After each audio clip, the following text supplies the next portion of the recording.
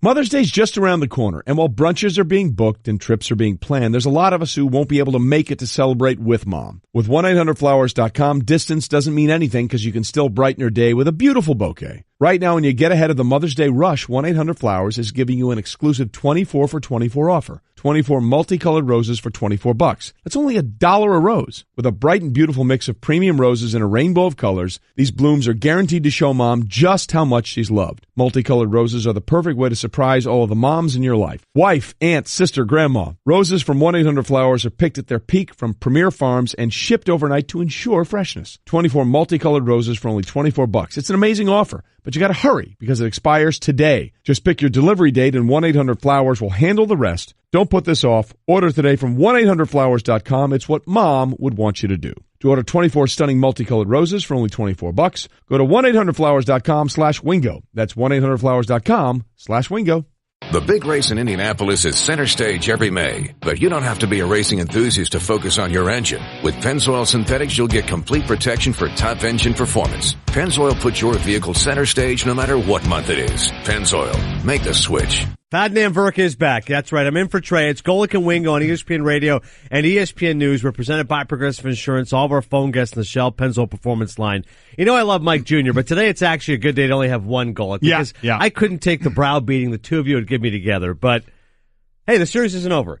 The Raptors may don't even. No, okay. Stop it. I can't even say it with a straight face. It's over. It's done. So I brought my We the North jersey, which I had yesterday. You can desecrate this however you want to. If you want to write We the Northeast Ohio. I think that's what I want to do. It says We the North, a huge, on a like a black baseball jersey. It says We the North. I'm going to take it and put We the North, and then under it put East Ohio. We the North, and it's done. Because, I mean, it's total capitulation, and even you, as a Cleveland fan, was like, "Oh, the Raptors will probably win." Cleveland got their one on the road. Yeah. Toronto's going to get their game too. We're all good, and that third quarter, absolutely bananas. I was two things last night as that game was going on. Again, just a godsend. It started at 6 Eastern. It was fantastic. Yeah. I'd never thought so much about a guy I was going to do a show with the next day than you. And wondering how you were as we just watched the lava flow out of a volcano, the meltdown that was going on. And number two, how it had to look in Toronto with everybody walking around with throw up all over their shirts, just on what they were seeing last night. It was unbelievable. It was I thought for sure Toronto was going to get that split, right. But. Again, this is a whole part, and we'll get into a part of being in somebody's head when it starts to go bad, how it just absolutely snowballs. And you just had the lost glaze look in the eyes of Toronto as they tried to make a run, and then there'd be another fadeaway by LeBron, another fadeaway by LeBron, and just absolutely hammered them shut. Unbelievable how that game went. It did surprise me. I did not think Cleveland would dominate that much in that game. I'm glad that I was in your head as well last night. Yeah. And I'm curious what kind of punishment I'm going to get today. Are we playing bad Canadian music? I mean, are we going to, I don't know what kind of tricks of the trade we have here. I told them, empty the everything out. Vault. All right. Empty the vault. Listen, on anything Canadian. Empty it out today. This is truly a blame Canada day. Yeah, it's exactly right. It's your guys' fault for everything. Everything. Well, it's time for Straight Talk, brought to you by Straight Talk Wireless. Best phones, best networks, no contracts. Hey, basketball season's over. It's baseball season. I got my Jays jersey on now. Yeah. So the Straight Talk is Let's Talk Baseball. Have Buster Olney with us an hour from now. Unbelievable. For those, listening on radio, when you see Adnan at some point, if you do, he does. He has his Jays blue and baseball jersey there's on a team right that understands how to take one of two from Cleveland. Won the first game of the doubleheader yesterday against the Indians. And then Cleveland won game How quickly you've moved on to game 20 of the baseball, or whatever game we're in of the baseball season. Listen, man, I make quick hard turns if I need to. Oh, I bet everybody in Toronto is, It's, God, we may not be back here. That was Straight Talk, brought to you by Straight Talk Wireless, nationwide coverage in America's largest and most dependable 4G LTE network. Brett, do you have a comment on the jersey? I was just curious, Adnan, did you make that jersey out of the white flag that the Raptors were waving last night? Oh, wow. There's some remnants of white flag around my house, total surrender. I said, all right, I can make something out of this. Yeah. Oh, yeah. Okay. Yeah. Here we go. Yeah. Hey, that's a good Canadian song from Bieber. All right? Canadian music all day today. You be the judge. Exactly. Let us know if it's good or bad. Bare Naked Ladies next hour. It's time for Off the Top. Whether you like it or not, it's just beginning. With Golic and Wingo. So LeBron James was incredible last night. 43 points and 14 assists as the Cavs with a beatdown of the Raptors, 128-110. They're up 2-0. And Kevin Love, by the way, yesterday Mike Jr. and I were saying, well, who else is going to be the supporting cast? Yeah. Love played his best game of the playoffs, 31 points and 11 rebounds. And this is where it gets bananas. Honestly, if anybody thinks, well, Toronto still has a chance, no.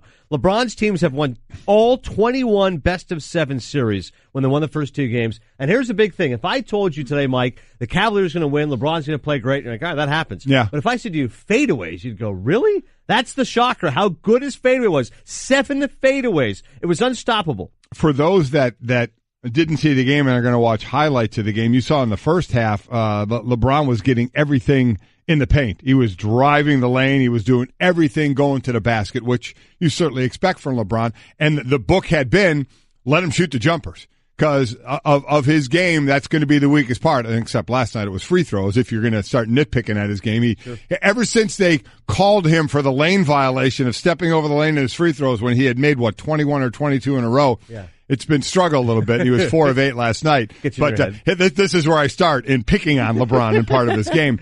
But in the second half, the 7 fadeaways, it was ridiculous, absolutely ridiculous.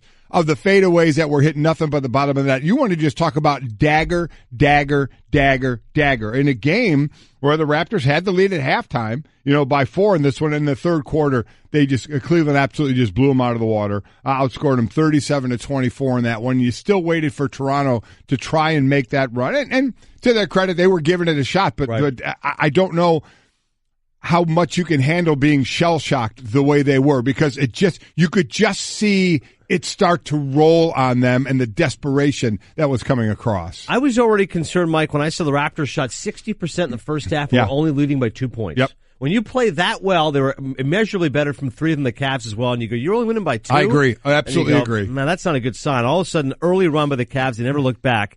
And part of this, which is fascinating, is that the shots were contested. 26 of 28 shots by LeBron were contested. Honestly, the Raptors, they just had no answer. Off the top.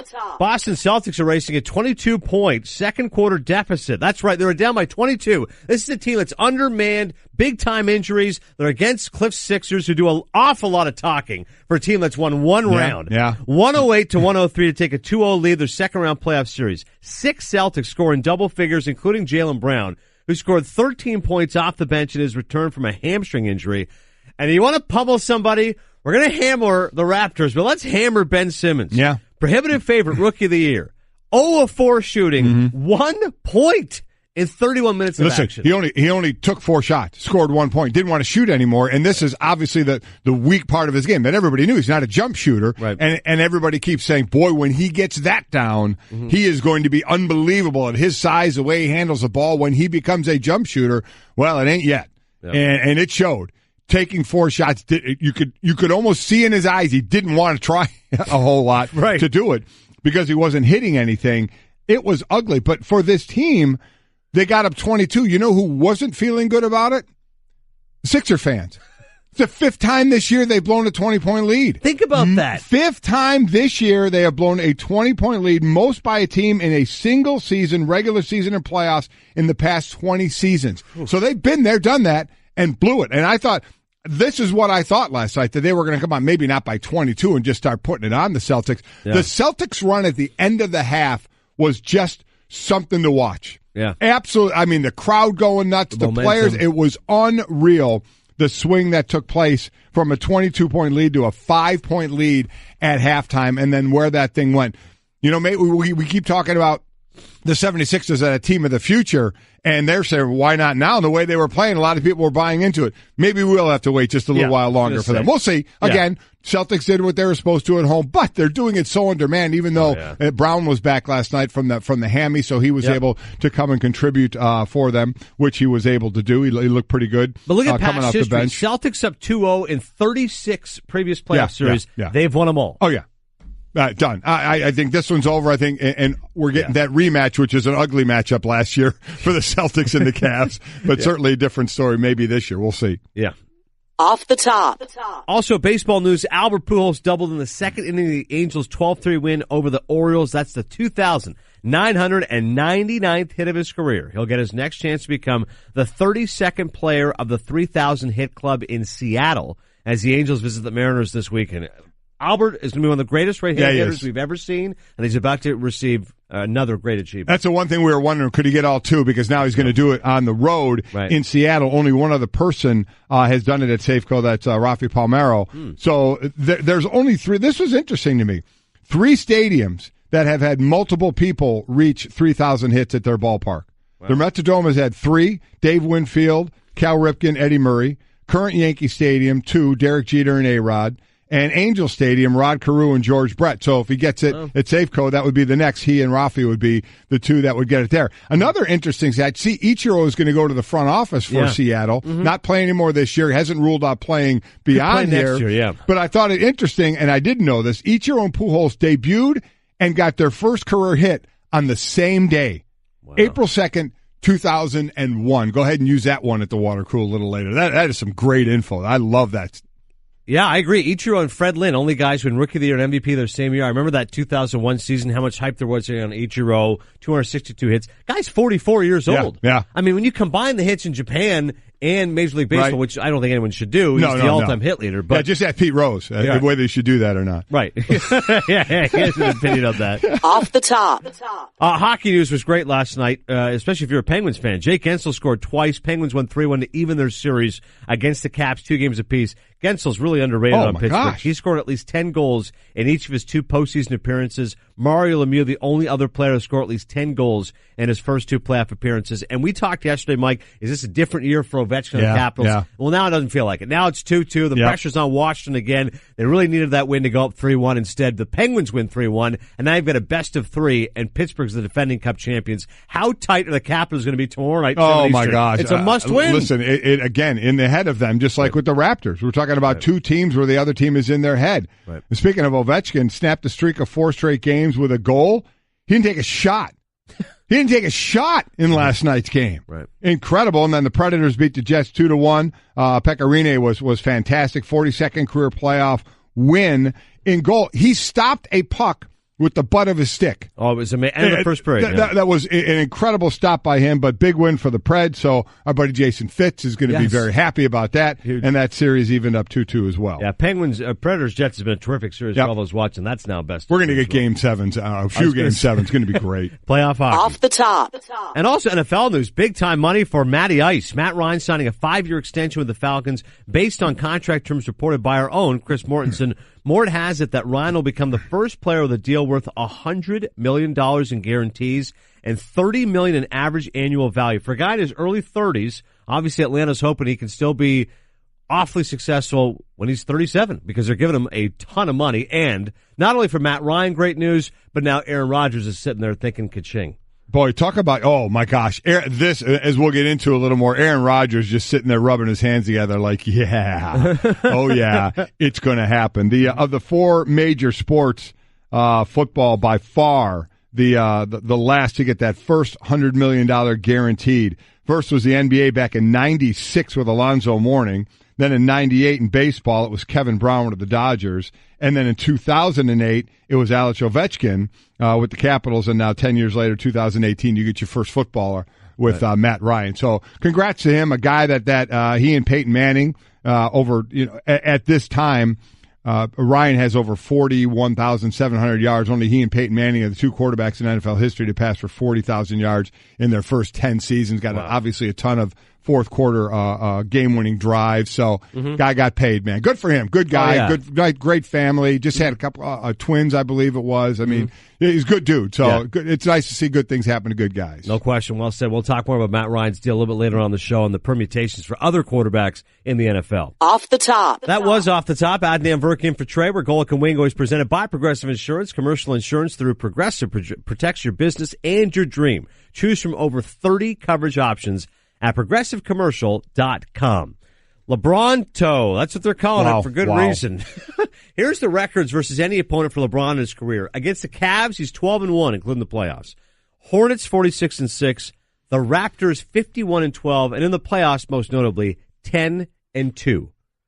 Logic would dictate Cleveland just had to get 1 of 2 on the road in Toronto. The Raptors are the 1 seed. They're the better team. They've got the deeper bench, blah, blah, blah. Instead, LeBron seizes the moment and says, no, there's blood in the water. If I torch these guys tonight and we go up 2-0, the thing's over. and the jam is done. There's no doubt about it now. And the fadeaways were amazing. Apparently, Brian Windhorst was saying in his article that he was practicing all day at practice. Like it was already, here's in my bag of tricks, guys. Here's what I'm going to do tonight.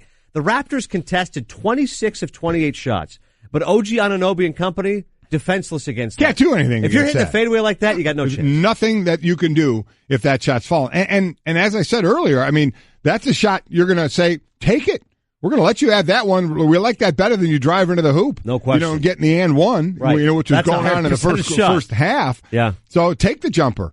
And then when he's doing that. But the question again going into that game was, who's going to be the helper? Yeah. Who's going to be that guy? Because you look at game ones to game twos.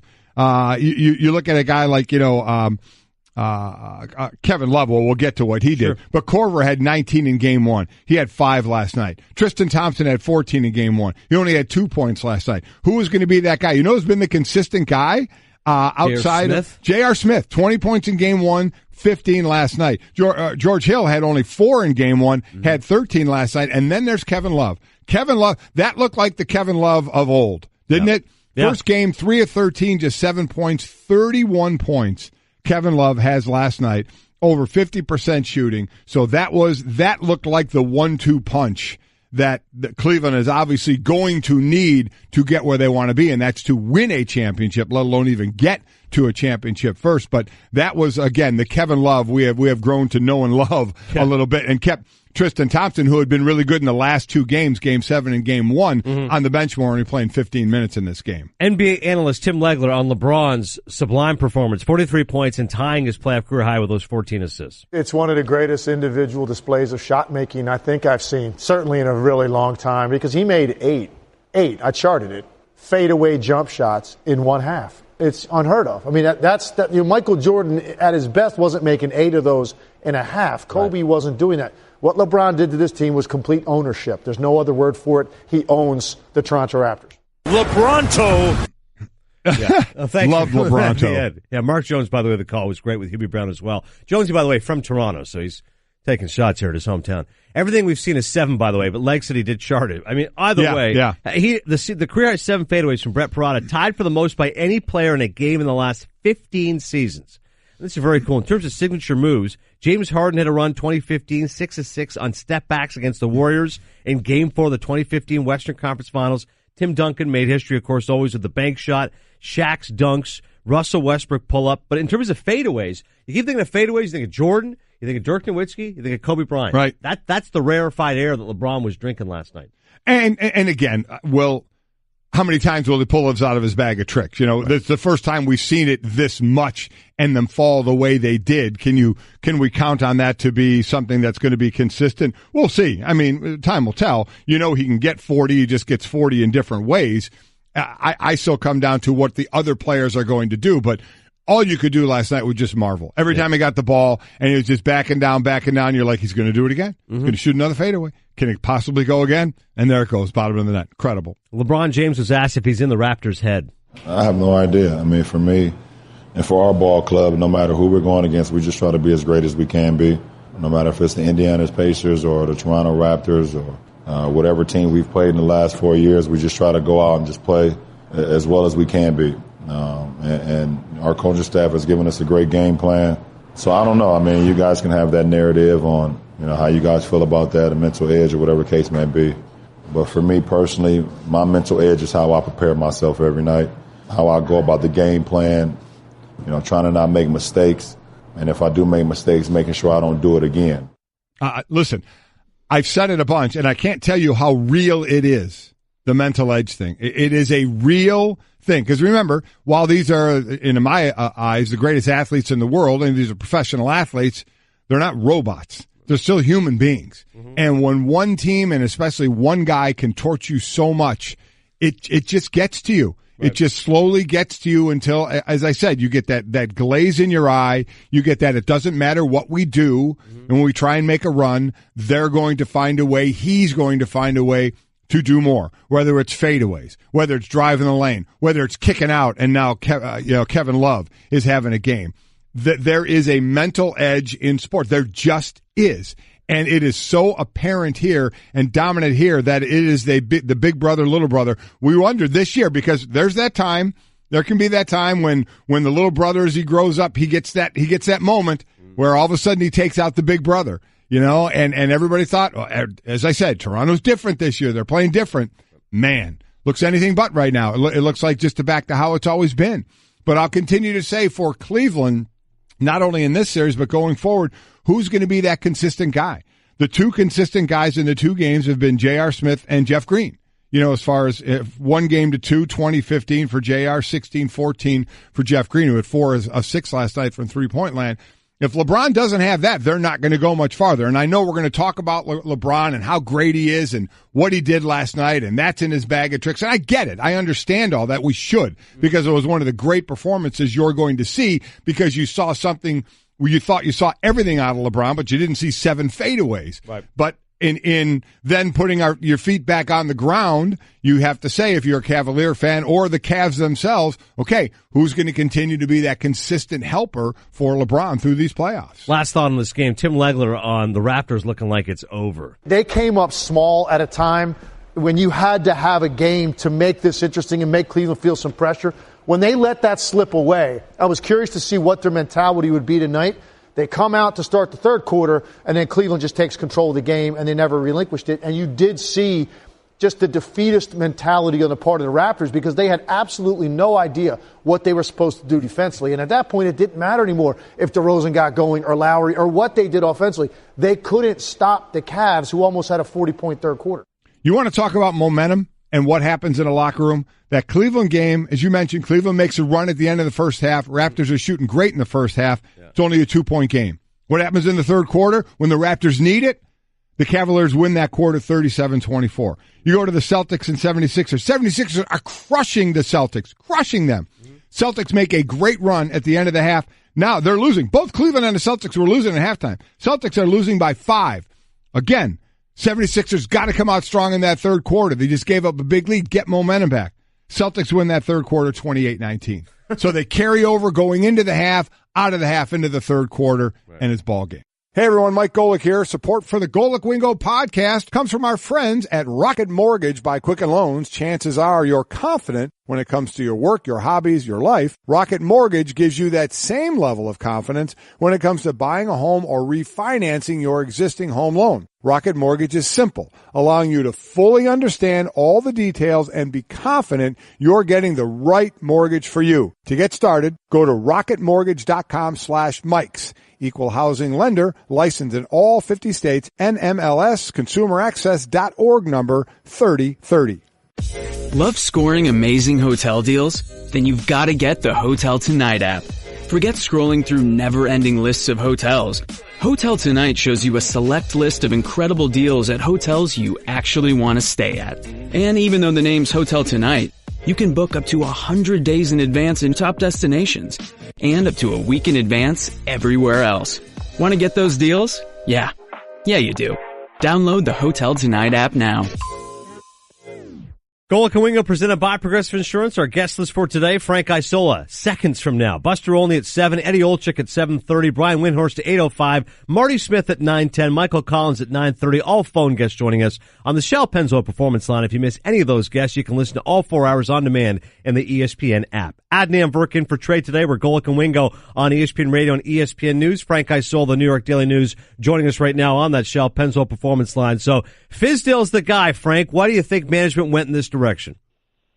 Well, I think when you heard what they had said after the season, they were probably looking to hire maybe a younger coach who they felt could connect with today's players. I don't necessarily think that's true. I mean, Mike D'Antoni, Greg Popovich do a pretty good job of connecting with players, but I think they like the fact that David Fizdale comes from that Pat Riley, Miami Heat coaching tree. I think they like the fact that he does have relationships with some A-list players, including LeBron James. So I think the Knicks, instead of going for maybe a guy, a 50-year-old guy, 60-year-old guy, they decided to go with a 43-year-old guy who had some success in his first job. And I think that they believe in his second job will be a lot better. Yeah, a guy who started out in the league when he got to the NBA back in 2003, was an assistant for the Warriors in Atlanta, then Miami, before he became the head coach in Memphis. Frank, what do you think of this hire? Do you like it, don't like it?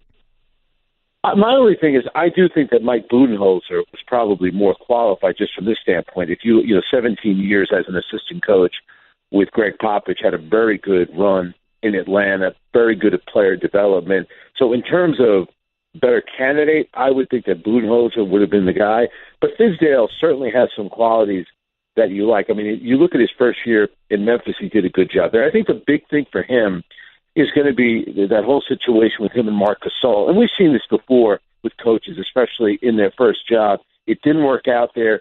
He and Gasol clashed a little bit. And I think if you read some of the comments from David Fizdale, I think he realizes that there are some things he needs to do better. I mean, come on, Mike, you know how it works in sports.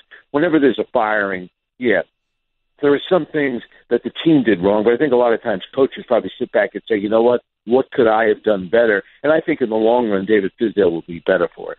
Frank Isola, New York Daily News, and Around the Horn fame with us in the Shell Pennzoil Performance Line. Get the feeling of being rewarded with gold status at Shell with the Fuel Rewards program. Download the Fuel Rewards app, join, and start saving 5 cents a gallon today. We know why Knicks management now made the move. We know what Frank Isola thinks. But, Frank, how are the Knicks fans reacting to this, you think?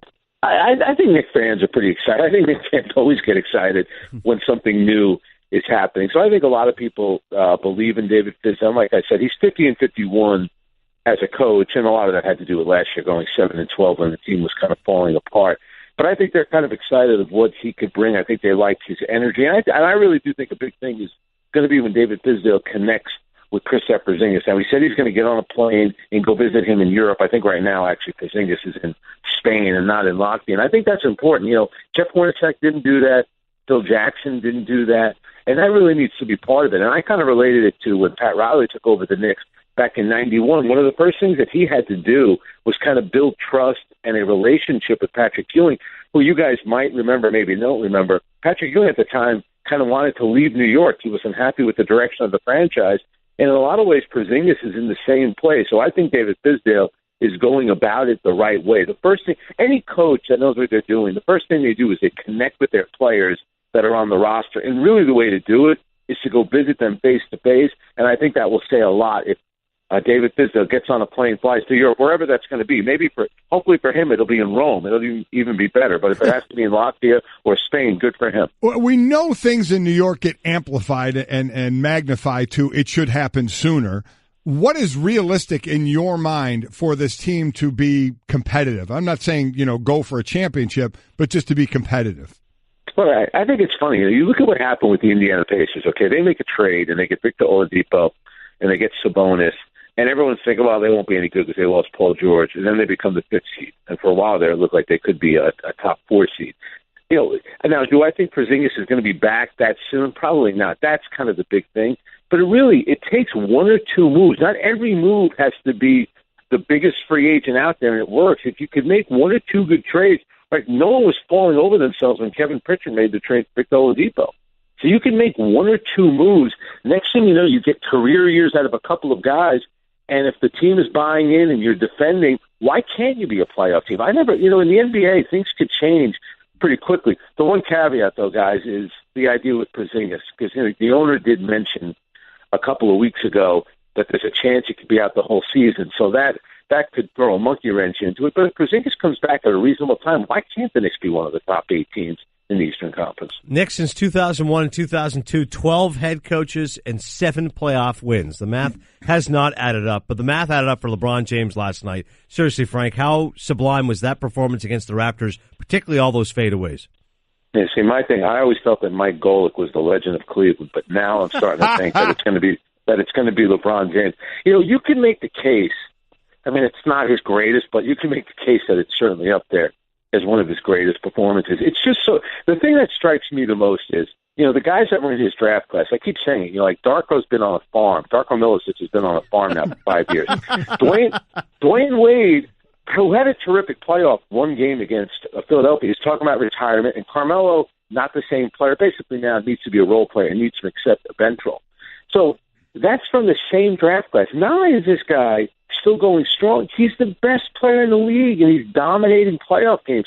He's an absolute freak of nature. I mean, I used to think, I was blessed to be able to go to these playoff games when Michael Jordan was playing. I feel the same way. When you get to see what LeBron James does, it's an absolute freak show. He's so good, so dominant, And now you're looking at it, you're thinking, and I felt this way coming into the playoffs.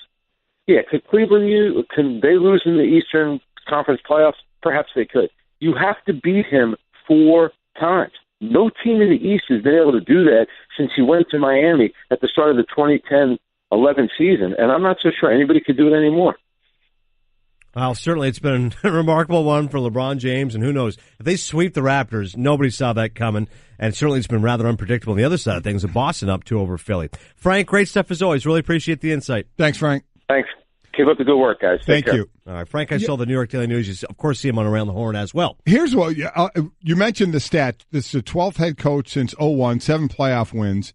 What's interesting about all those coaches? Yeah. The one that started, Van Gundy, when he left, and now Fizdale, and all the ones in between. The only 2 that never played NBA basketball were Van Gundy and now Fizdale. Yeah. And in between that, we're all NBA guys, including a couple of Hall of Famers, Lonnie Wilkins and Isaiah Thomas. Yeah. So, and I don't know, do you buy into the today thing of the coach has to know the players of today? I don't know how much I buy into that narrative, to be honest with you. If you interview someone you think he's a good coach, right? I know that's part of it. That it's not like one thing. There's levels. Yeah. But how high should that be on your list? How does he relate to players? I know players love Fizdale, but there's a lot of gruff coaches out there that are successful. Right. Greg Popovich, I'm sure, was not the nicest cuddly bear his whole career, but always he's made it work. Listen, I just think you always want to make sure you have a clear plan. I think if you interview well and say, I can have a rapport with the players, I can communicate. Communication, whatever form that is, whether you're upset with them, whether you want to browbeat them, or whether you're praiseworthy, as long as you have an open communication, that's more what you're looking for. It's not necessarily just about, having to be able to connect with them. I think that's the greater message for me. And one other thing that Frank said, he said, I used to, talk about going to see Michael Jordan and what a thrill it was to watch him play, and now that's LeBron. I wonder out there, you got $50 you have to spend on a ticket to go watch a game. Jordan or LeBron? No. No, I'm not. No. I'm not doing that. Today. Yeah. Who are you going to, or forget a team, you have $50 to go watch a player play. And that's what the ticket is. Yeah. Who are you going to watch? Who do you choose? You can go anywhere you want to watch one player play a game. Who are you watching?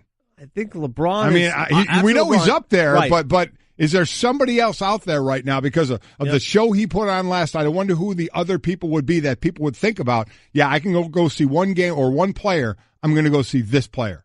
Tweet us, Golic and Wingo. Let us know who your pick is. Who's the one guy you'd pay $50 to see no matter what happens? And ask for David Fizdale. Take that for data. Yeah, there's lots of information. Oh, yeah! I was going to say that. One of the great sound bites. Take that for data. By the way, love the guy. What a great guy. And I know the players love him, say, for Frank Isola. Yeah. But seems to be very well liked by players. No question. Take that for data. I'm a one-trick pony. Literally. I show up at kids' parties and act cute. That's pretty much it. So excuse me for being bitter. When Geico says not only could we save you money on car insurance, but we do more. Like give you 24/7 access online, over the phone, or even via our award-winning mobile app. Well, ooh la la. Aren't they multi-talented? Hey, I said organic carrots. Geico. Expect great savings and a whole lot more. We have an Adnan intervention coming. Cliff, you want to start us off here? Sunday, I was driving home from the grocery store. Next thing you know, this black luxury vehicle just turns the corner as fast as possible. And I looked at the window, I'm like, that's Adnan. And then he's just driving recklessly through the streets of Bristol. I was afraid. You rolled through a stop sign pretty fast. Oh, I know.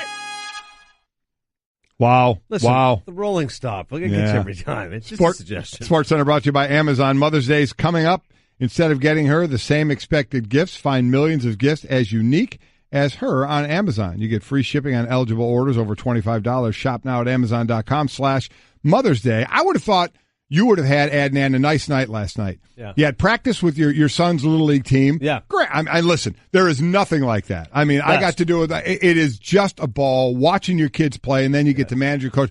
It's fantastic. Yeah. So I was thinking you got to do that. Then you got home. Again, you got to get up early for this show. There's an early game your team is playing. Everyone pointing to the fact that they may win. Holy smokes. Man, that had to be a tough night for you. It was all laid out perfectly. The Little League went great. Guys were focused, like you said. Rain started Guys were focused. How old are they? 9 and 10. Okay. There are a lot of gamers on this field. Huh? The Sylvan Learning Center of the West Hartford Youth Baseball League. 6:45, rain opened up a little bit. I'm right. You see guys started to disperse a little bit. Thunder showers at 7. All right. And I was good about not checking the phone. And then I check, all right, Raptors up by 2. Yeah. Looking pretty good. Yeah, Let's go, buddy. Get home, run home. Yeah. And then you're right. Then the heavens really open. Did you enjoy that? The floodgates open after whatever. that. Mm-hmm. The good news is when it comes to the NFL, if you're a Matt Ryan fan, if you're a Falcons fan, Yeah. your guy is locked up. Yeah, he he got is. paid. $100 million guaranteed. You good with that? Been Been around a while. He got that money. He's a little older than I thought. Like, Yeah. I'm giving $100 million. I feel like I want to give it to 28, 29, 30. But you know what? Quarterbacks are playing Yes, later they are. now. Right. He hasn't had any major injuries. If he's 32, he thinks he can do it till 37. I don't have an issue with that. But yes, did it catch my eye when I saw his age? It did. But he's been productive. It's a great offense for years. He has. We gave you the stat about over 41,000 yards. Only he and Peyton Manning in the first 10 years. He got, 35 fourth quarter comebacks. I mean, he's been an MVP. So he has certainly played well, no doubt about it. And Atlanta's right there right now with their window open of opportunity with the players that they have. And so he gets paid, and now Aaron Rodgers is smiling because you start to wonder if Matt Ryan gets a 5-year extension of $100 million guaranteed and is the first $30 million per year quarterback. What does that mean for Aaron Rodgers, who many would argue is right there with Tom Brady for the best quarterback in football? All of a sudden, 120, 150? Like the guessing game becomes, no matter what, he's going to get taken care of. No matter what, he's going to get paid. And he's older, though. He's 34, but as Yeah. you said, these quarterbacks certainly can play. He'll say, I can play till I'm 40. Yeah, no yeah. problem. Just like Brady. I'm going to do it. No problem. Right, Give me a right. 5-year deal, 150.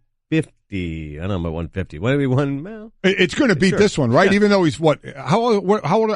Matt Ryan is how old? He's got to be 32. Yeah. So he's a couple of years younger than Aaron Rodgers. I don't think there's any doubt Aaron Rodgers beats that, right? I mean, but 5 years, 150?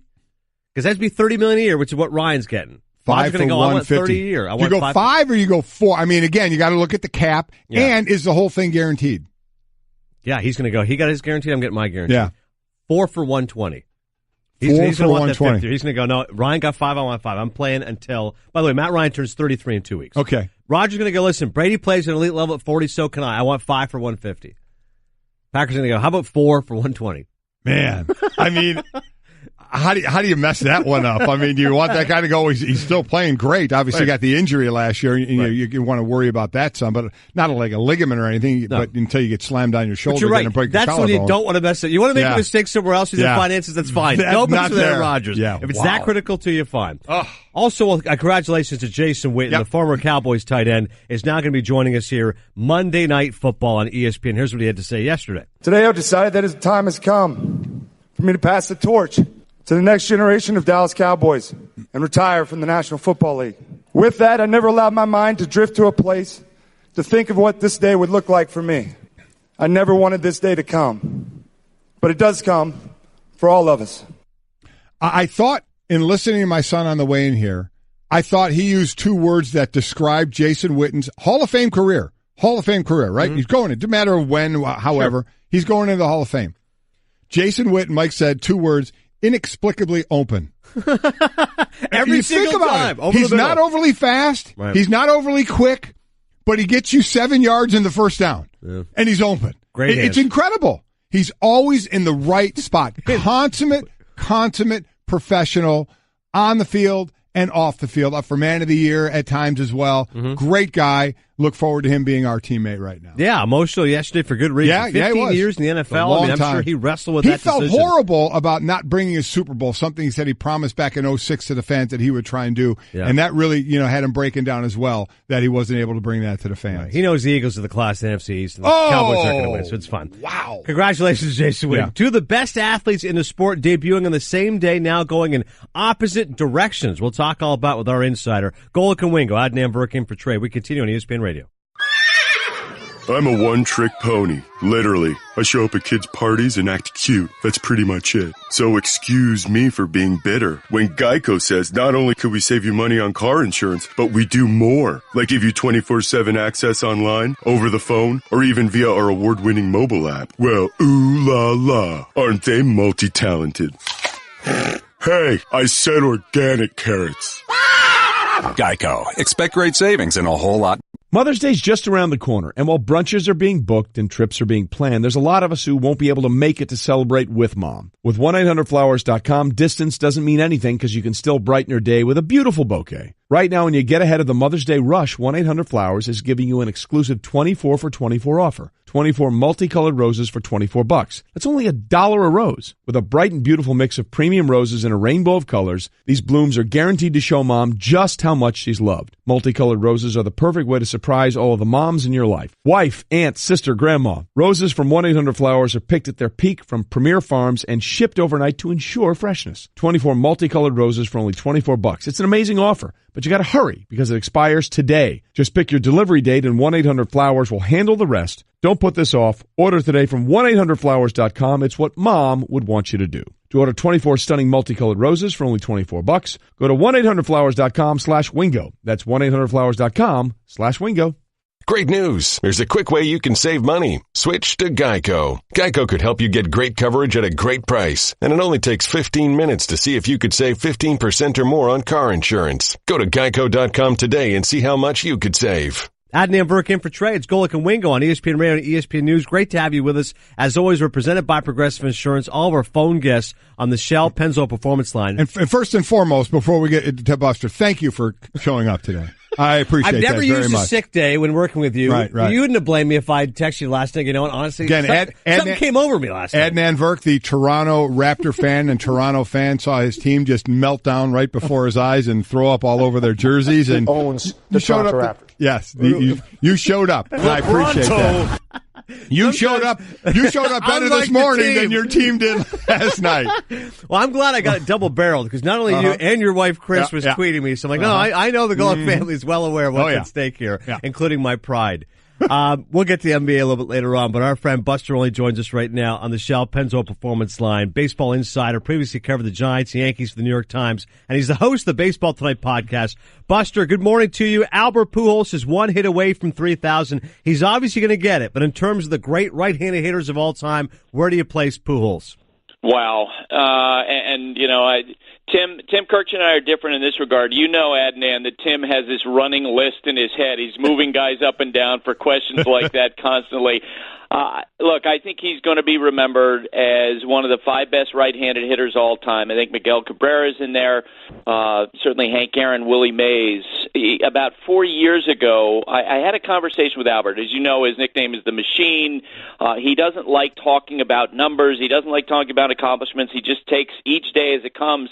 But I got him on a day when he was somewhat reflective, and I asked him, look, you know, you're going to approach 600 homers, and of course he's over that now. You're going to get 2,000 RBI. You're going to get 3,000 hits. Which of those numbers means the most? And without hesitation, he said 3,000 hits. He said, for the type of hitter that I've been, as a power hitter, it would mean a lot to me to get that milestone. So it's been neat as we watch him go through this to remember that conversation. Now it's just a matter of where he gets it. Does he get it at Safeco Field, where only one other, Rafi Palmeiro, has recorded his 3,000 hit? Again, there are 3 stadiums with multiple players who have gotten their 3,000 hit, the Metrodome, the current Yankee Stadium, and Angel Stadium as well. One other stat that I threw out there, and I thought people would love this at the water cooler, Buster, is Ichiro, who was in the news and we'll get to, and Pujols debuted and picked up their first career hit on the same day, April 2nd, 2001. So when you say both of those names, how do you compare them? Wow. Well, obviously completely different players, completely different skill sets, and at the same time, I mean, they'll both spend a lot of days together in Cooperstown on the back porch at the Otis Saga talking about the days of in past. And what's interesting, too, is that it feels like both guys, were underestimated early on. I mean, there are all those legendary stories of Ichiro's first spring training with the Mariners when Lou Piniella was looking around going, who is this guy? This guy can't hit for anything about Ichiro. And then, of course, once the season started, he took off. And with Albert Pujols, basically overlooked as an amateur and not a lot of fanfare. And then right from the get-go, Tony La Russa recognizing how good he was, putting him in the lineup, and both those guys putting up big numbers right away. Talking right now, Buster Olney on the Shell Pennzoil Performance Line, Golic and Wingo on ESPN Radio and ESPN News. Of course, Buster, we love our friend Aaron Boone. Got off to a 9-9 start with the Yankees. Some whispers, some concerns. Since then, the Yankees have been rolling. What's turned it around for Boone's boys? It's just talent manifesting. And let's face it, during the winter, when I would get asked, how will Aaron Boone do as a manager, I had to qualify. And I told Booney this the other day when I saw him in Anaheim. I'm like, you've ruined it for me. I've never had to answer a question this way. I'm completely biased because I worked with him and he's a friend and you're rooting for him. But I never had any worries that it would go fine for him, in part because he has so many great players. And it feels like that now that the Yankees have worked through the early struggles of Giancarlo Stanton and they played those games in the cold in April, man, they are rolling. In these last 13 games, all against teams that we would view as contenders, the Minnesota Twins, the Toronto Blue Jays, the Angels, the Houston Astros, they've outscored their opponents in those games 79-25. I mean, think about that. They won 12 of 13, so they're doing a ton of damage. And as much as we talked about Giancarlo Stanton's struggles early this season, Adnan, he's on pace to score like 120 runs and have 75 extra base hits. What's going to happen when he gets hot? Great Buster, how about the other side of that? Because something happened in April that's never happened in baseball before, and the Yankees, a couple of players are contributing big time to that. As Stanton leads now the American League in strikeouts, and Judge is 6 at 49 and 41. More strikeouts in April than hits in April. First time ever. Are we going to see this come back? Or are we going to see more of this? Where does this go? Well, I know from talking with baseball people, they're hoping that it's just a cyclical thing and that eventually there'll be more contact and maybe, as hitters come up through the minor leagues, they'll look at the landscape of the big leagues and say, how I could differentiate myself by putting the ball in play. But for now, it seems like launch angle is what hitters are focused on, taking big swings regardless of whether or not it's a two-strike count. And on the pitching side of things, we've seen such a dramatic evolution in the last 6 years where we all grew up with the ace starting pitcher being the guy, the Madison Bumgarner, the Bob Gibson, the Tom Seaver, the Pedro Martinez. Well, now teams don't look at those guys, and they're not looking at starting pitchers and hoping that they get a marathon. They're looking for a sprint. 5 innings and get out of there, 2 times through the order and get out of there. They're using relievers, they're throwing harder, and that's all contributing to strikeouts. And if you look at the analytics of it, that makes sense. For me as a baseball fan, as a product, I can't stand it. It definitely gets frustrating. You go to a game, you want to see some contact. I completely agree with you, Buster. The team that I can't get enough of right now is the Braves. The future is now the baby Braves. Alex Anthopoulos, former Jays GM, Ozzie Albies, Ronald Acuna, Freddie Freeman. How good has that team been so quickly? Last night won 11-0. Adnan, a peek behind the curtain. I sent you a note suggesting topics that I want to get to, and I was trying to tee you up for a little bait and switch. The most interesting team in baseball to watch is, and I thought you were going to say the Blue Jays. No, I totally agree with you. It's the Atlanta Braves. I every day, in part because my 13-year-old son, growing up in the New York area, a weird kid, he's a Braves fan. Jake loves the Braves. There's no doubt about it. He's got them all on his fantasy team, right? Exactly. He had Freddie Freeman on his fantasy team at age 8, so we watch the Braves every day, and that team is so much fun to watch. And it was neat the other day when they played the Mets in the middle of this sweep that propelled them into first place in the National League East. Keith Hernandez was watching on the Mets broadcast for the first time in person, Ronald Acuna Jr., their left fielder, and Ozzie Albies, and to hear him exclaim as he watched those guys run, it was like, wow, look at that. Wow, can you believe that? As these guys are going first to third and first to home and running around the bases and beating out infield hits. It is an incredibly dynamic team with those two guys hitting in front of Freddie Freeman in that lineup. If they get any type of pitching, you know what? We could be talking about the Braves in August and September, too. Well, and speaking of pitching, the Braves at top of the NL East right now, the Mets just a game and a half back. You have DeGrom, who hyperextends his elbow swinging, but it looks like he's going to make his next start. And you have Matt Harvey going to the bullpen. So while Met fans, I'm sure, are happy at the way the season started, we also know they can be a half glass, not the glass isn't half full, it's cracked, and waiting for that injury shoe to drop. What's the future hold for Matt Harvey right now?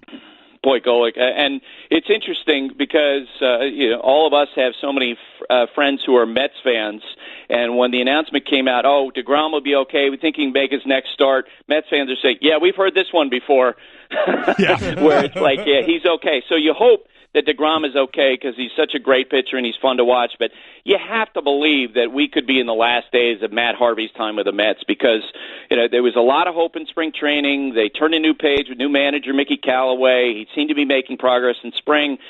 And then his stuff just diminished after the start of the season. He loses spot in the rotation, and he's getting beat up in the bullpen. 5 runs allowed yesterday. And this is such an important year for him. He needs to pitch as a starting pitcher because he's a free agent in the fall, and you do wonder if his heart's completely in the thing. And at some point, if you're the Mets and you have some hope of making the postseason this year, maybe it'd be best to turn the page, and maybe it'd be best for Matt Harvey if they do that as well. Speaking of rooting for friends, Buster, our man Alex Cora has the Red Sox rolling. They did lose yesterday, but Mookie Betts had that 3-home run game on Wednesday, another huge day yesterday. We were talking yesterday, me and Mike, how many players would you take ahead of Mookie Betts right now? He's 25 years old, and he's unbelievable, isn't he? Yeah, I think I can answer that. Mike Trout, period. That's it. Yeah. So Bryce Harper, Yeah. he's in that conversation with Mookie Betts, right?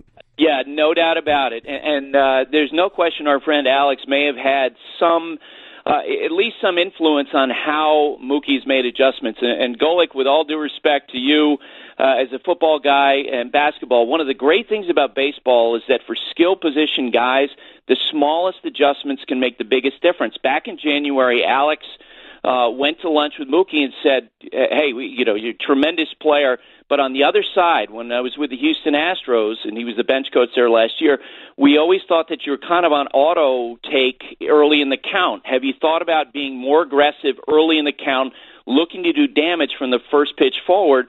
And Mookie tried that at the beginning of spring training. He really struggled with it. He went like hitless in his first 22 at-bats.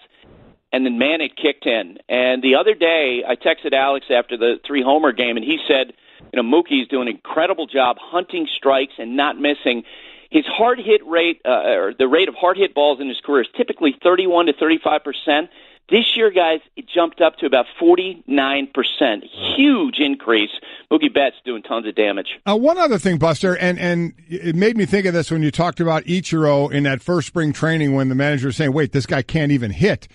I think, and what it led to, I'm thinking now of Shohei Ohtani, who had obviously the talk when he came over here, but in spring training he didn't hit well and he didn't pitch well. And now his at-bats aren't as much as the other guys, 55 at-bats, but he's hitting 327, 4 home runs. He just had his 5th multi-hit game. So I would imagine the answer is yes, living up to what we thought about him. And I'm just thinking of the start of a career and where he's going. No question about it. And it's interesting, and talking with Angels people is, knuckleheads like me were losing our minds when he was struggling in spring training. They internally, what they were evaluating was his demeanor on a daily basis. There's so much talk about it, and the media's going crazy. He's not getting hits, and what they saw was a baseball rat doing his work. Like, this is just part of the process. I'm just getting ready for the start of the season. Then you add the extra adrenaline of the start of the season, and he's doing it all. And there were some questions about how good of a hitter he would be at the big league level, being able to make adjustments. But the one thing we've absolutely seen from the get-go is this guy is an unbelievable athlete in how he can make adjustments. He changed the start of his swing, his leg kick, a slight alteration, and that helped him to get to inside fastballs. He's doing great, and we always talk about him being the Babe Ruth of Japan. I actually think that's a disservice to him because Babe Ruth, once he started to make that transition to being a full-time position player, he pretty much stopped pitching within 2 years. This is someone who's actually going to continue to do this for years to come. Download and subscribe to the Baseball Tonight podcast with Buster Olney, ESPN app and Apple Podcast. Great Sunday doubleheader. I'll be in Mexico for the Dodgers and the Padres, and Buster's with our Sunday night baseball team, Cubs and Cardinals, John Lester, Michael Walker. Great stuff as always, Buster. Appreciate you, man. Thanks, Buster. Thanks for having me, guys. Take care. One other thought, by the way, I noticed real quick that you didn't bring it up, and I didn't want to, pour salt in the wound. You didn't bring up what I know Buster thinks is the best team in baseball, and that's the Indians, what they did to your Blue Jays last night. Well, hang on a second. What happened last night? Jays won the first game of the doubleheader. Game 2, Indians won 13-4. Okay, so they got the split, which is what the Raptors were supposed to do. What was the last game, though? It's always about what you've done last. That's what it is, right? It's always about the last time you were on the the last time these two teams were on the field. What happened? I suppose. Is it that what they say? Recency bias is like you're not supposed to just focus. I don't know what you're talking about. Oh, Canada! Well, thank you for getting that in. Yeah. Bottom line is this. I want to go back to something we were talking about earlier. Yeah. We'll do what's trending, and then I can get it in there as well. So thanks once again to Buster. Once again, check out Sunday Night Baseball. All right, so what's trending? LeBron James, he was awesome. 43 points, 14 assists. The Cavs beat the Raptors 128-110, taking a 2-0 lead in their second-round playoff series. Kevin Love at 31-11. Here's your stat of the day, Mike. LeBron's teams have won all 21 best-of-7 series when they win the first two games. Listen, and you could just see the meltdown of the Raptors in this one. Held on to a lead at halftime, but Cleveland had the momentum, and then they just took control in the third quarter. And LeBron and his fadeaways. And again, LeBron let him jump shoot. You'd rather have him do that than drive to the basket, which is what he did in the first half. Mm-hmm. But to me, LeBron just found another way to be amazing. But, scoring 40 is nothing for him, even in the postseason. It's who's coming along for the ride. After a horrible game one, Kevin Love comes along with 31. It's been Jeff Green and J.R. Smith that have been consistent in the first two games, and that's what this team needs. Who are going to be those consistent helpers for LeBron as he just, finds different ways to amaze us. LeBronto. Yeah, Mark Jones with the call. The shirt's already being printed now. LeBronto is going to be all over the place because it really was his court. And what is it? What was the other one you like, Stanzik? The something of the North? LeBron, the King of the North? Either way, you can find whatever moniker you want. Put whatever adjective in there. It's ridiculous he's what's going on. Odds that it's a sweep at this point. Matt, last night you and I both thought the Raptors would win. Now if I said to you, better chance of a sweep or the Raptors win a game? I thought the Raptors would get one for sure, maybe two out of this thing. It'd now, be 5 or 6. You lean sweep. I mean, and again, it's all on how these games go. If Cleveland starts to make a run again in this team, you could just kind of see them kind of shrink a little bit. So. Yeah. I think it's more along the lines of thinking a sweep because now I think Cleveland has that in their mind as well, saying, let's get a look at the rest that we can get. Yeah, absolutely. No doubt. Some of the players, LeBron's teammates, they've never seen him more sore, more tired after Game 7 against the Pacers, leg cramps and such. Also, the Celtics erased a 22-point second quarter deficit. That's right, down by 22. And they beat the Sixers 108-103 to take a 2-0 lead in their second-round playoff series. 6 Celtics scored in double figures, including Jaylen Brown. He scored 13 points off the bench his return from the hammy injury. How about Ben Simmons? Cliff, your boy, 0-4, 1 point, 31. Go ahead, you chime in here. What do you got to say about Ben Simmons? Why was he 4 shots? Man, I'm starting to rethink this whole Meek thing. It was Meek Mill being released from prison. He is actually now... He is the one holding this team. Yeah. I mean, listen, we keep talking about the 76ers in the future. And then it was like, okay, well, LeBron doesn't have a lot of help. Boston has a lot of injuries. Toronto is Toronto in the playoffs. Maybe. Why not us? Why not out? And now, and it's just 22-point lead. And I expected them to come out of the gate strong in this one. But to get up 22, I was stunned. Again, just like in the Cleveland game, Boston made an unreal run at the end of the half, but we're still down 5 points. And then they came out in the third quarter and just put it to them. 4 shots. Simmons did not want to shoot. No. And that's a problem. He did not want to shoot. And that was to knock him out of college. It's exactly right. And thought, boy, when he gets that game going, how good's he going to be? There was a moment, Jaylen Brown back from the hamstring. There was a loose ball which he sprinted for, scooped, and then slammed. And after he slammed it, he turned and started running. This was earlier in the game. Started running the other side, and you saw kind of a grimace on his face. I thought, oh, no. He kind of tweaked that thing again, but I think he was just testing it after he just jumped on it. And as you mentioned, turned out he scored 13 points. Did a nice job in this game, 5 of 12 from the field, just coming back from that hammy. Yeah. I always worry about those when you come back and re-aggravating it. Because you're right. You think it's okay in practice. You're not pushing it quite 100%, and all of a sudden game time, forget about it. Here is Ben Simmons, by the way, on his atrocious performance last night. That's the thing. I'm going to have bad games. It happens. Obviously, it's not the perfect timing, but you head home now. We got 2 home games that we need to take care of and handle business. We got the team to do it, the coaching stuff, and just got to go do it. Better hope so. Now Philly's going to take care of business at home. And the story we've all been waiting to talk about on Saturday, May 19th, so a couple Saturdays away, Prince Henry Charles Albert David of the United Kingdom will marry Rachel Meghan Markle of California, a very posh ceremony at St. George's Chapel, Windsor Castle. I've been there before. It's wonderful. Here's some of the celebrities, by the way. Yeah, here we go. George Clooney, David and Victoria Beckham, right? The rest of the Spice Girls. The rest of the Spice Girls are invited. For the whole crew. Go ahead. Ginger, Baby. Posh, right? Yeah. You said Sporty. Scary. Scary. Yeah, we got them all. Something like that. Yeah, Ginger, Baby, Sporty, Scary, and Posh. I can't wait for That's kind of disturbing. I can't wait for our boy Jerry to be the town crier for this wedding come next week. Serena Williams, Elton John, Priyanka Chopra coming in hot. So Listen, this is outstanding. Here's the thing with Elton John. Elton John as a guest, you got to ask Elton John to sing. Listen, I want Elton John singing at my wedding. But you got to ask him to Can you feel the love tonight? Oh, you want him to come sing on. at a wedding. Concert is fantastic. Yeah. I'd love that. But, the royal wedding next Saturday, correct? Yeah, a couple Saturdays away. Yeah, so there you go. Are you going to be one of those people who likes to watch? My wife and daughter do. Live streaming? They will be up. They will be watching. I, not so much. Yeah, it's cool. I mean, get some highlights. I'll watch the highlights top 10 on SportsCenter. You know, that whole thing. I'm sure we'll have some highlights from it. But I think it's a cool thing. You know, what are you going to do? They spend a whole lot of money on it. I know that. My mom's family grew up in London, so all my cousins are in London. So I've been to Windsor Castle because the last time I went to visit, you can take a tour of it and stuff. So I'm always exaggerating. I've actually been. It's great. And your family get invited then? No. They're my cousins. No? A lot of them are degenerates. They might try to find a way to get in there, but they're holding up a sign. Yeah. They're an embarrassment for the rest of the family. It really is true. Hey everyone, Mike Golic here. Support for the Golic Wingo podcast comes from our friends at Rocket Mortgage by Quicken Loans. Chances are you're confident when it comes to your work, your hobbies, your life. Rocket Mortgage gives you that same level of confidence when it comes to buying a home or refinancing your existing home loan. Rocket Mortgage is simple, allowing you to fully understand all the details and be confident you're getting the right mortgage for you. To get started, go to rocketmortgage.com/Mikes. Equal housing lender, licensed in all 50 states, NMLS, consumeraccess.org number 3030. Love scoring amazing hotel deals? Then you've got to get the Hotel Tonight app. Forget scrolling through never-ending lists of hotels. Hotel Tonight shows you a select list of incredible deals at hotels you actually want to stay at. And even though the name's Hotel Tonight, you can book up to 100 days in advance in top destinations and up to a week in advance everywhere else. Want to get those deals? Yeah, you do. Download the Hotel Tonight app now.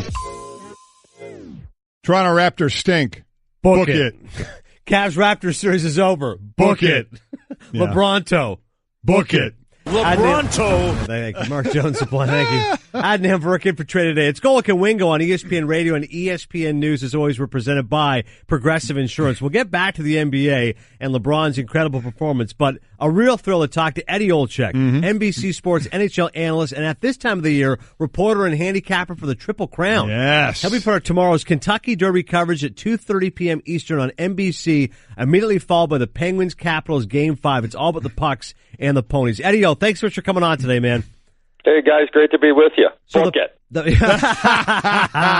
Well done. The Penguins even up the series against the Caps last night. Eddie, I love Ovechkin. I just want him to get over the hump. I'm tired of people always taking shots at him, criticizing him. How come the Caps can't get over the hump? And I don't have a dog in the race. I'm not a Capitals fan. But you see that game last night and you go, all right, this is why the Penguins are the defending Cup champions. Now it's a best of 3, and I have very little faith that Washington can win this series. What did you make of the way Pittsburgh was able to snatch back momentum last night?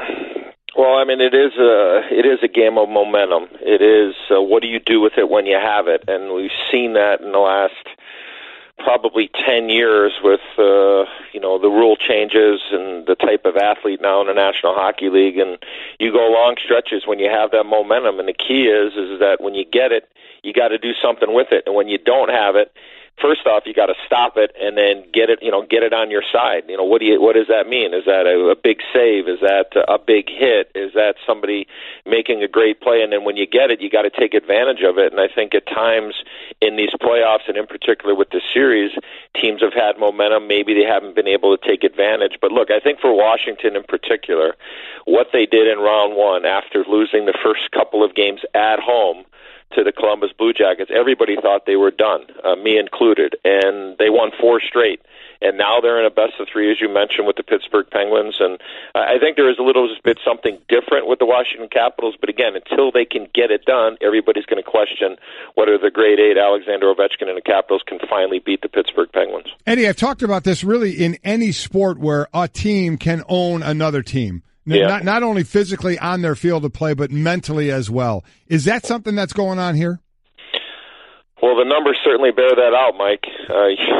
It's hard to argue because the Penguins have had their way with the Washington Capitals, and sometimes you just got to go out there and relax. And I think that's what the Capitals have done. It's been a hell of a series. It has been absolutely back and forth. It's had everything that you wanted.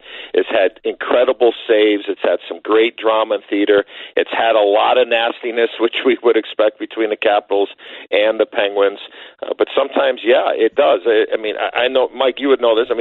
There's doesn't matter maybe what kind of a streak that maybe individually we were going through when we played professional sports, but when you went up against a certain team, you just knew you were going to have a great game. That's just the way it is, and it happens with teams as well. And I think that until the Capitals can kind of get over that hump in the playoffs against the Penguins, everybody's going to have that question. You're right. One team thinks we're going to do well, and the other team conversely thinks, what's going to happen that's going to take the wind out of our sails, and the Capitals are seeing that happen. As far as that series, you saw Tom Wilson got the 3-game suspensions, had a couple of hits in this series.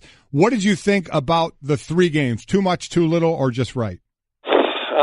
I thought it was just a little high. I think it definitely was a suspension without question. I probably would have went 2 games. May not seem like a whole heck of a lot, but a 3-game suspension in a 7-game series is obviously a lot. So you can't leave your feet. You can't target the head, and I think that's exactly what he did, and I think the league got it right. Talking with Eddie Olczyk right now of NBC Sports. We'll get to the Kentucky Derby in just a second, but Predators' big win last night against the Jets. I love PK Subban. Nice to see him score, and they finally kept the Jets snipers at bay. Winnipeg's been an amazing story, Eddie. You know it firsthand. The crowds there have been unbelievable. They finally win a playoff series, and it would be great to see a Canadian team get in there. But what's your read now on Nashville, Winnipeg? That's a best of 3. Well, this series is going to, whoever comes out of it, you're going to feel like you played a 10-game series. It is, you're going to have arms, legs, body parts all over the place in this series. It has been a physical series, and give Nashville a lot of credit. They defended extremely well. And let's go back to Game 3. People may not realize they had a 3-0 lead in Game 3 after the first period and ended up losing that game. Winnipeg ended up scoring, I think, 4 goals in the second period and eventually won a shootout there. But I just thought they defended much better. Pekka Rinne made some really good saves, and I thought where the difference was last night was their defensemen were very aggressive.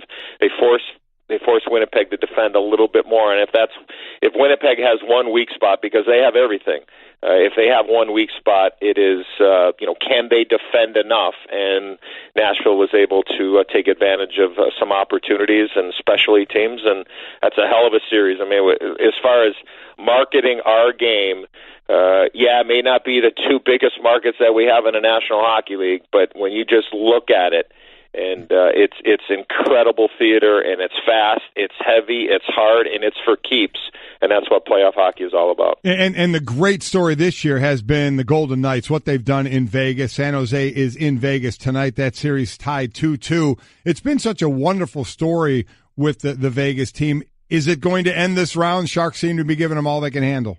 Yeah, I thought it would go the distance, Mike. There's no question about it. And look, what they've been able to do in their first year of existence. If they're not the team of the year, I would be shocked in all of any sport, regardless professional sport. They play fast. They're entertaining.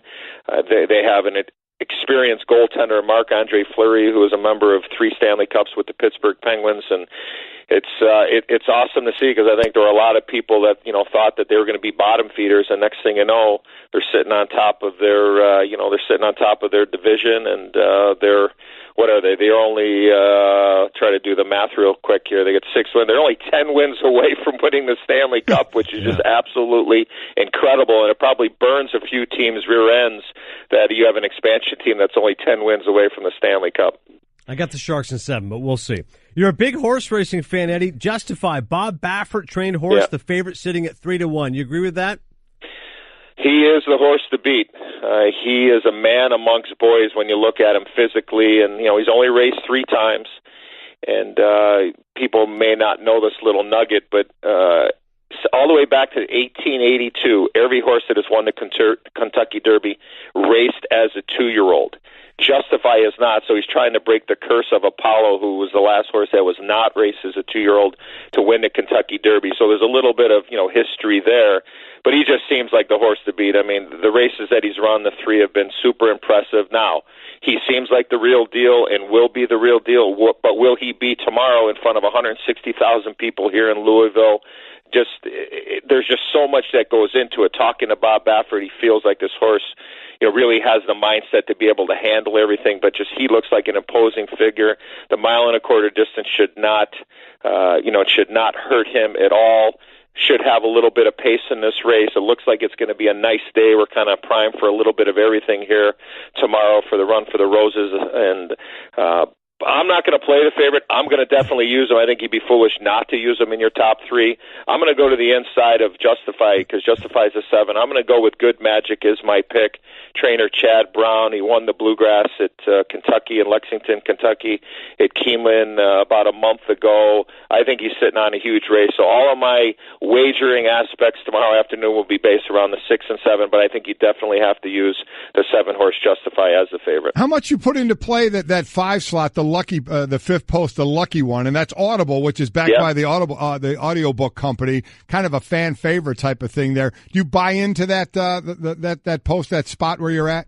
Well, I think post position, Mike, certainly does play into it depending on the type of style in Audible, the type of style that you run in a particular race. Audible is a horse that can be close to the lead or come from off the pace like he did in the Florida Derby over a month ago. And Todd Pletcher, a terrific trainer, one of the best trainers that we have in the horse racing circuit. And believe it or not, he has 20% of the field. He has 4 horses of the 20 that are running, and he's a defending training champion last year with Always Dreaming, co-owned by Vinny Viola, the owner of the Florida Panthers in the National Hockey League. So Todd Pletcher trying to go back-to-back. So, yeah, I mean, I love the post position without a doubt. But again, it just depends on on your running style when it comes to the Run for the Roses in a 20-horse field. All right, give me that wager. You talked about Good Magic in right inside to Justify. Good at 8-1. I want to bet some of Adnan's money. So, but I want to go with bigger odds. I want to really get is that a Canadian dollar, Adnan? Exactly. I'm going to give it up. Loonies or toonies, or what are we betting? Yeah, loonies and toonies. Well done. That's a very good point. So give me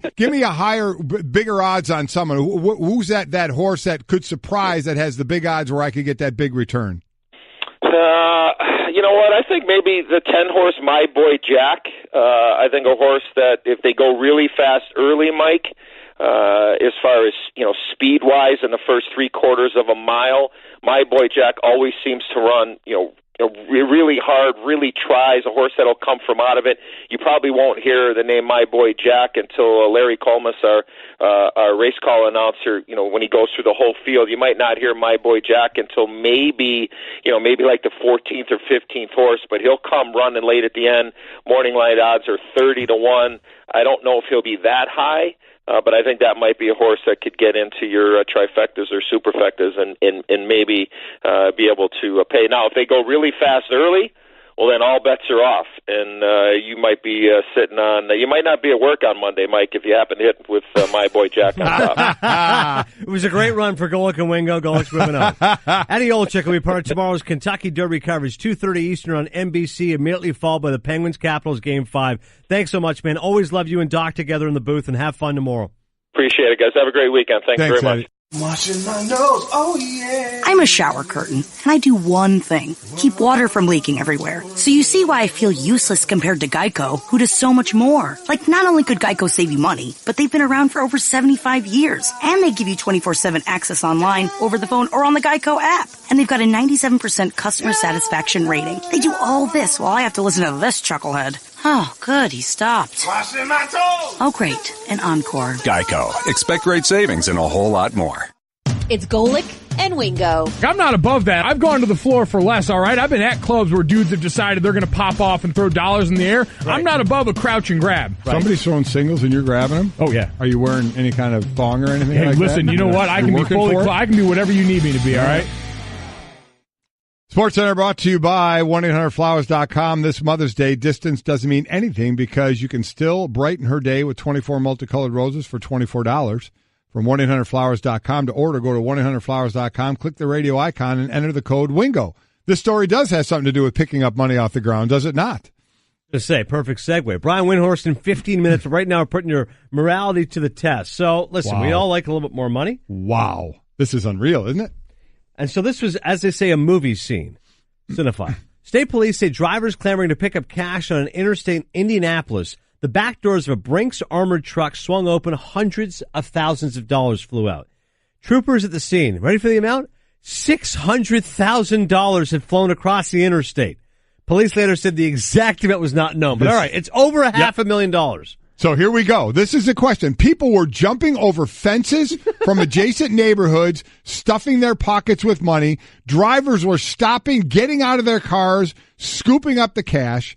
The police said anyone who picked up the money and keeps it could be charged with theft and urged them to contact state police to return it. So here's your morality question. The money's flying around. You keeping it? You know exactly where it came from. It's not like you're walking down the street and there's $1 on the ground. You have no idea where it came from. And you say, okay, finders keepers. This was flying out of a Brinks truck. You see it flying everywhere. Yeah. You're grabbing it and stuffing it in your pocket. You keeping it. Are you keeping it? You're turning it in. Are you afraid you'll get caught? What are you thinking there? So you can tweet it at Golic and Wingo. We have a number. You can leave a message as well on what you would do. 860-506-5505. That's 860-506-5505. You can leave a message about any of the topics we're talking about. But where's your morality here? Would you keep it? Would you have not feel any remorse at all for taking that money and just keeping it, or would you give it back? The key here, Mike, is the amount. If it's like a bag of money, like I'm just like Santa Claus and I'm just ransacking $100,000, I think it's a little excessive. But if it's just money flying all over the place, 100 here, 100 there, 100 there, you keep it. Do you think they will really? Because one thing we know, cameras are everywhere. Now, I know this is a highway, but who knows where cameras are, okay? Right. Yeah. Would you at all be afraid that you'd get caught on camera? And do you think they'll really go after people if they find out who took any of the money? Again, it's the amount. If you're just grabbing loose change, so to speak, which in this case could be $500-$600, but it's all $100, they're not going to prosecute you. If you are willfully taking hundreds of thousands of dollars, yes, then there's cameras everywhere. If you went as far as grabbing money out of the air and then running in the back of the Brinks truck and taking out a few more bags, pointing and winking at the camera as you did it, that may have crossed the line. So I'm really curious. Yeah. Would you take that? Because again, people were jumping over fences from the neighborhood, free money, stopping in their cars and getting out and grabbing and not grabbing the money to collect it for the Brinks cars and giving it back. Putting it in their pockets and keeping it. Would you keep that money or would you give it back? Parada, would you keep it or not? I would 100% keep it. Yeah. Anybody in the back? Devin, Cliff, Dan, anybody keeping it? I'm a good citizen, so I'm giving everything back. You are, Cliff. Oh, that's right. With the driving. Right, keeping it, 100%. Devin, you're keeping it. That's not shocking. Stanzik? Of course I'm keeping it. Of course you're keeping it. Hey, so we have one person right now. Cliff is the moral compass. Giving it back. You're keeping it, right, Mike? I'm pretty sure I'm keeping it. I didn't feel the urge to ask him. Like, I think I know where you're kind of a game time decision, but I think I'd have to kind of look at the area and see what's going on. The situation, yeah. Cliff, it's $100. It's your money. $100. Go out for dinner. All right, guys, we got about 10 seconds, but yes, I'm a good guy, so I'd like to get the money back. No dinners, no favors for anyone. Listen, you're off the show. I want to practice money laundering. That's unbelievable.